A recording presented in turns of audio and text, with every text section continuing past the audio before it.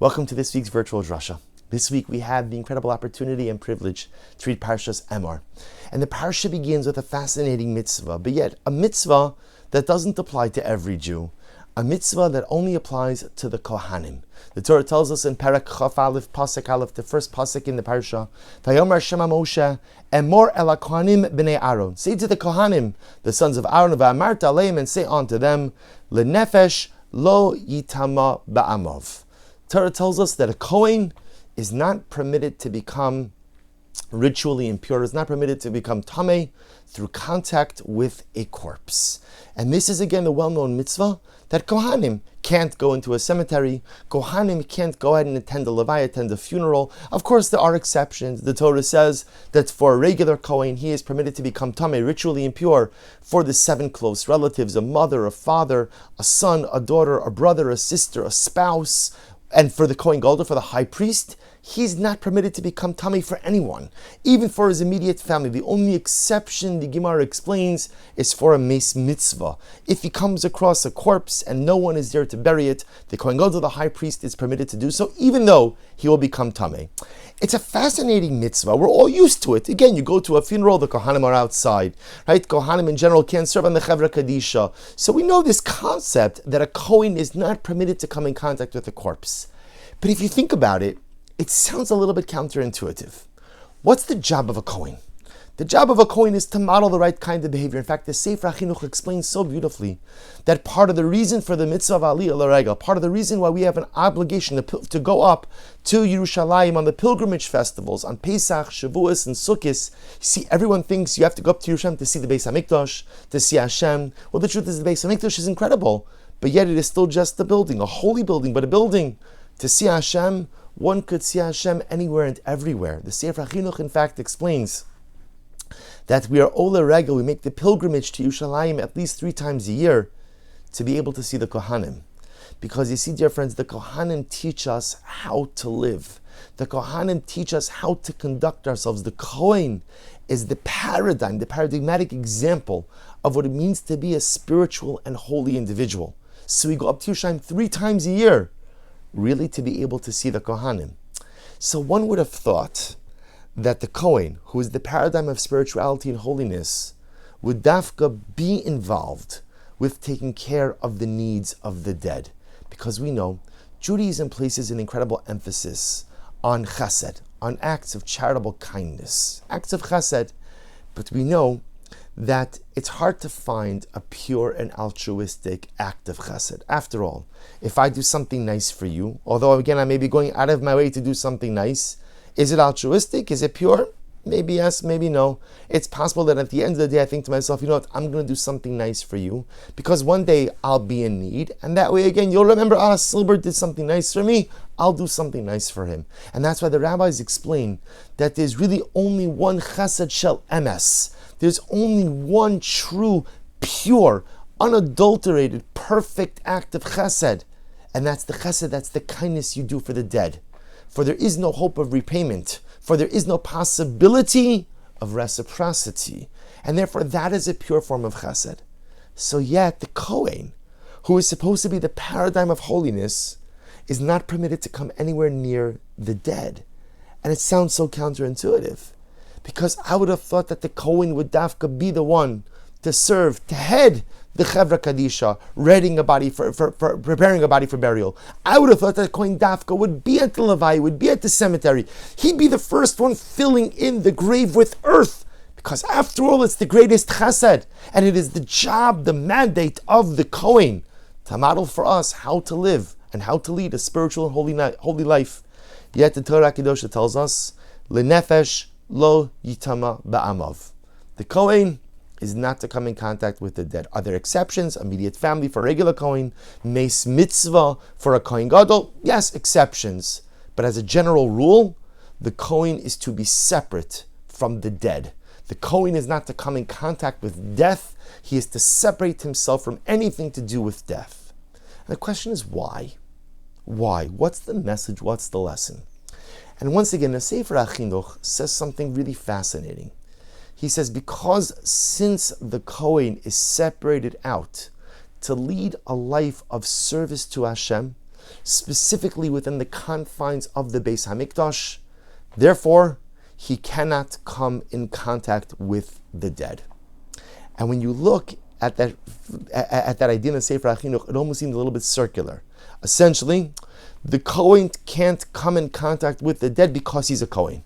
Because he has a job to work in the Beis HaMikdash, therefore he cannot come in contact with the dead. Well, God, you made the rules. You make the rules. You said this mitzvah, so if you didn't want it to be this way, it doesn't have to be that way. In other words, there are plenty of people who serve Hashem, albeit not in the Beis HaMikdash, and have plenty to do with the dead, and are involved with levayis, and are involved with preparing bodies for burial. So it's not a mutually exclusive thing to be a servant of God, and yet to perform chesed, to perform acts of kindness for the dead.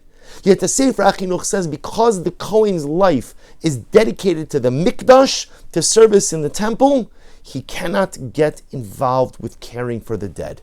And perhaps what the Sefer HaChinuch is teaching us is an incredibly profound idea. You see, Hashem is saying that in order for the Kohen to be successful in his life initiative, in his endeavor, in being a Kohen, there has to be singular focus. There has to be singular focus. Is going to a levaya a big mitzvah? 100%. Is helping out with the kvura burial 100%, a big mitzvah? 1,000%. Chesed shel emes. Being on the Chever Kadisha, on the burial society. Is that an incredible thing? Unequivocally, yes. But the Kohen has a different mission. And his mission is to be involved in the Beis HaMikdash. His mission is to be the ambassador of God to the Jewish people, and ultimately the ambassador of the Jewish people to God. His job is to do the avodah in the Beis HaMikdash. And Hashem is teaching the Kohen an incredible lesson. For you to be successful in your mission, you must have singular focus. You must be wholly and fully dedicated. You cannot get distracted. All of us struggle with distractions. And the truth is, in this, especially this digital age, there is no end to our distractions. WhatsApp and text messages and email and Twitter and Instagram and Facebook. And again, all could be used for incredibly wonderful and powerful things. But all also have the ability to distract. After all, let me paint the following picture, and I'm sure all of you could relate to this. I begin my day with a list of things I have to do. All important things that have to get done today. And then you know what happens. The phone buzzes. You look, you pick it up, it's a text message. And maybe it's an important text message. Maybe it's something important. So suddenly, again, I pick it up, I answer it, and that triggers a whole cascade, right? A whole bunch of events. All important things. All important things. But then by the time I get refocused on my day, it could be that half of the day is gone, 3/4 of the day is gone, or maybe the entire day is gone. But whatever it is, I've gotten distracted. You know, we think about distractions as like, I get distracted with things that are not meaningful, right? I got distracted with this or distracted with that. I could get distracted with things that are very meaningful. When that text message comes in, it might be about something very important. But if it's a distraction from what I have to accomplish now, then I have to really think very long and hard about whether or not I should focus on that, or maybe do I shut it out so that I can have singular focus on the things I need to get done. So many times in life, we don't get traction on our goals, on our dreams, on our initiatives. Why? Not because we don't care, and not because we're not committed, and not because we lack the desire to work hard. I have all of those midos. But do you know why so often in life I look back and I say, well, I didn't get to do this, and this, and this, and this, and a million other things, all worthy and noble endeavors and initiatives, because I got distracted. The distractions were good things also. They were holy things also, meaningful things also. Absolutely. Distractions come in all shapes and sizes. And distractions come in all forms. And distractions come in the form of the mundane and in the form of the holy. But at the end of the day, if I really want to accomplish things in life, I have to maintain that singular focus. Because the moment I allow myself to get distracted is the moment I risk not accomplishing the things I really want to accomplish, not actualizing the goals and dreams that I know I have to bring to fruition. One little distraction could sometimes derail an entire day, and a whole bunch of distractions could derail an entire life. This is the message that HaKadosh Baruch Hu was teaching us through the halachas of the Kohen. The Kohen has a sacred mission, and his mission is so sacred that he cannot get distracted, even by other meaningful and holy things. Like we said before, taking care of the dead is the highest form of chesed. But HaKadosh Baruch Hu says to the Kohen, other people will do that. You have to focus on your mission. You cannot get distracted, because if you get distracted, you run the risk of denying meaning to your own life, and you run the risk of not living up to the expectations that I, God, have of you, and that the Jewish people have of you. L'nefesh lo yitama ba'amov. Do not become defiled. Do not become ritually impure by coming in contact with the corpse.